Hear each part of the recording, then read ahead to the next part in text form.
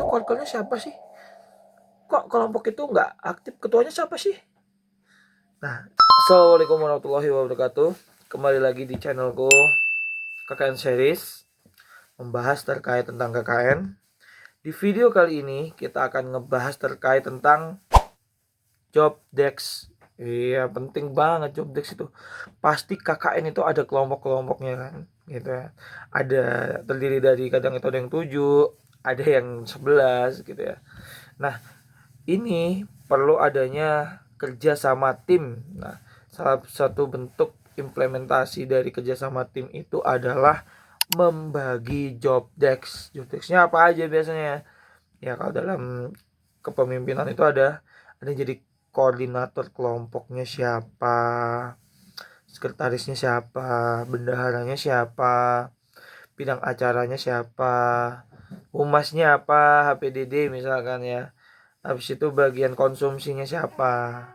Ini perlu dipikirkan sejak awal supaya dalam KKN nanti mereka tahu job desk-nya masing-masing. Penting banget. Nah, dulu aku jadi korkel, ya koordinator kelompok. Yang pertama adalah tugas sebagai koordinator kelompok adalah menjadi pemimpin kelompok itu yang pertama ya. Kedua, jadi penyambung lidah antara kampus dan masyarakat yang ada di desa. Ketiga, dia menjadi tim koordinasi yang mengkoordinasi seluruh kegiatan-kegiatan yang ada di dalam kelompok, baik itu memimpin rapat, memimpin evaluasi, di situ mengisi sambutan. Oke, yang kedua adalah sekretaris. Nah, sekretaris ini biasanya jadi notulensi, membuat laporan, dan juga memberikan absensi, ya, memberikan surat izin gitu. Nah, ini adalah tugas dari sekretaris. Biasanya sekretaris itu membuat laporan harian kelompok, ya, misalkan di 10 hari pertama udah jadi. Nah, tugas dari sekretaris itu mengirimkan laporan itu kepada DPL atau dosen pembimbing lapangannya. Nah, adalah tugas biar terlihat aktif gimana ya laporannya itu harus jelas. Kalau di hari pertama kita ngadain silaturahmi, misalnya hari kedua kita ngapain, hari ketiga ngapain, dan seterusnya. Itu adalah tugas dari sekretaris. Artinya setiap kejadian apapun sekretaris harus menuliskan semacam berita acara ya atau notulensi. Nah, itu tugas dari sekretaris. Nah, yang ketiga, bendahara. Kalian udah tahu lah ya kalau bendahara itu tugasnya mengatur keuangan. Jadi kalau bendahara itu harus mengatur keuangan dengan kompleks.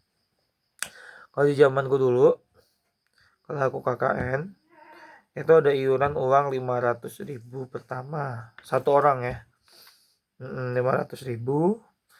Dan seterusnya ada iuran kayak beras sama sarden. Nah, dari uang yang udah kita kumpulin tuh 500.000 itu, bendahara itu nanti memilah antara uang yang harus dibuat prokjab mana, buat kebutuhan kelompok mana, dan juga buat kebutuhan mendesak itu yang mana. Itu penting banget. Kalau nggak di itu nanti, aduh boncos tuh nanti di jalan, habis. Misalkan di pertengahan KKN kalian udah habis iuran lagi. Nah, ini perlu bendahara itu mampu memanage keuangannya itu semaksimal mungkin supaya nggak boncos di jalan. Karena penting banget. Pasti ada prokja yang pakai pembiayaan, ada prokja yang pakai uang, itu penting banget tuh. Nah, jadi kita harus pintar ngelola keuangan. Itu yang tugas dari bendahara. Selanjutnya, tugas dari acara. Nah, tugas dari acara ini adalah yang pertama, mengumpulkan proker kelompok dan juga proker pribadi. Nah, ini penting banget. Jadi acara itu tugasnya untuk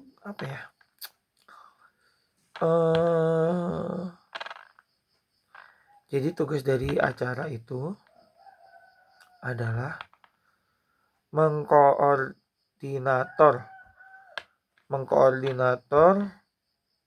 program kerja yang udah dibuat oleh kelompok tersebut. baik itu program kerja pribadi misalkan. Dilihat dulu ini sasarannya kemana. Oh ini jadi program acara itu mengingatkan ada waiting listnya tuh, ada list-listnya ini proyek ini dilaksanakan kapan, ini dilaksanakan kapan. Jadi nanti acara ini akan memilih, biasanya itu memilih dalam setiap proyek itu saling tolong menolong kan biasanya. Siapa yang jadi MC, siapa yang jadi pembawa acara, siapa yang jadi pemandu. Nah, biasanya kalau yang memandu itu adalah yang si pembuat prokja. Tapi ada yang pembantunya yaitu MC, itu biasanya dari teman-teman lainnya gitu. Nah, itu tugas dari acara. Itu penting banget, jangan sampai acara prokernya ngelak. ya harus diingetin tuh. Kalau di sini di tanggal sekian ada dari prokja kelompok. Nah, itu penting. Nah, selanjutnya bidang humas atau hubungan masyarakat. Nah, ini penting, ini humas ini penting dalam mengabadikan momen-momen yang ada di desa. Kerjanya simple tapi istiqomah ya. Iya, ya simple motok-motok tapi laporan, ngedit, buat hal yang berkesan, posting di Instagram dan lain sebagainya. Ini HPDD atau humas ini sangat dibutuhkan supaya apa? Pertama buat laporan, kedua membuat kesan baik khususnya di dunia nyata, di masyarakat, dan di dunia maya, di sosial media. Itu penting banget tuh APDD. Jangan sampai APDD nggak mengabadikan momen pas KKN ya. Aduh, ini sangat rugi banget gitu, karena satu kali dalam kita KKN ya kan, kalau nggak diabadikan kayaknya nggak seru gitu ya. Nah, maka tugas APDD penting untuk mengambil momen-momen penting dalam KKN. Itu penting banget. Nah, untuk yang selanjutnya yang terakhir adalah konsumsi. Nah, kalian kalau nggak ada bidang ini, kalian nggak makan. Kenapa? Konsumsi adalah mengatur perputaran uang yang tadi dikasih dari bendahara. Bendahara ngasih uang sekian, nah itu ngatur gimana caranya makan itu bisa pas sampai pada hari akhir. Nah, biasanya teman-teman kalau konsumsi ini adalah dia masak, dia juga buat konsumsi kalau ada acara, misalkan yang mesen kue, kalau pas lagi ada rapat koordinasi bersama warga, atau ada acara atau event sama warga, itu biasanya tugas dari konsumsi, menyiapkan makanan-makanan seperti itu. Nah, pentingnya adalah ketika konsumsi ini nanti menjalankan tugasnya, jangan sampai komplain apa masakannya nggak enak. Waduh, jangan sampai terjadi. Kalau udah di desa mah nanti ada aja rezeki, yang penting kita yakin. Nah, gitu aja sih. Nah, itu tadi adalah job desk dari beberapa bidang yang ada di KKN. Kunci utama kesuksesan dari KKN itu adalah kerjasama. Dah, jangan ada yang saling menggila-gilakan jabatannya ya. Tapi saling tolong menolong dalam berkelompok, saling memotivasi dan lain sebagainya. Karena KKN itu adalah pembagian itu memang penting supaya kita belajar dan kita mengajarkan arti kepemimpinan dan manajemen tim yang baik ketika di masyarakat. Tapi kunci utamanya adalah saling memahami. Kalau emang nggak ada yang nggak tahu, karena emang ini baru perdana dan amatiran, jangan dimarahin, tapi diberikan arahan. Nah, koordinator kelompok menjadi garda terdepan dalam mengkoordinasikan semua. Jangan sampai koordinator kelompok atau korkel pasif ya.